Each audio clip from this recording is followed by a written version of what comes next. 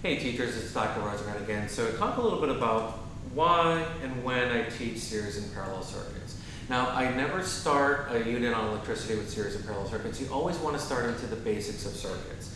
A couple different reasons for that. One is you need to understand just how we have a battery, a wire, and a bulb, and that's all I really need. I don't want to introduce devices like this, like the battery or like the light bulb holders or the battery holders, initially because your students are going to think that that's actually part of a circuit and you need to have it. There's a lot of things that are extras in circuits that maybe is for safety or make things easier, but they're not really needed to create a circuit. So I introduce those facts.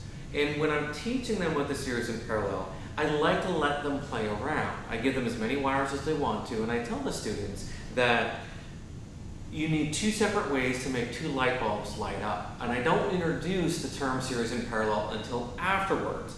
And I'm going to be like, well, how do I know it's two different ways? I can move the wires around. Well, it might still be the same circuit. So my test with them is like, okay, I unscrew one, the other stays lit. Okay, now you have one way.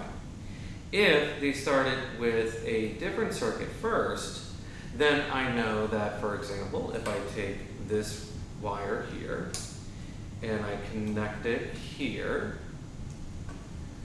So this is the second way, which is our parallel.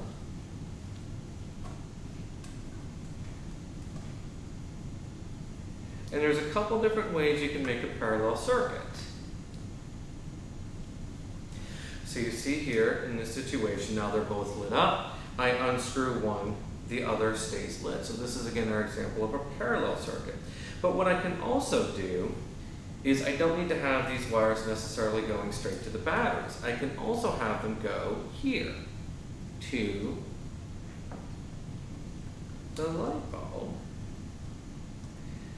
And it's still lit up, though not as bright, but you can see like I unscrew this one and that one still stays lit.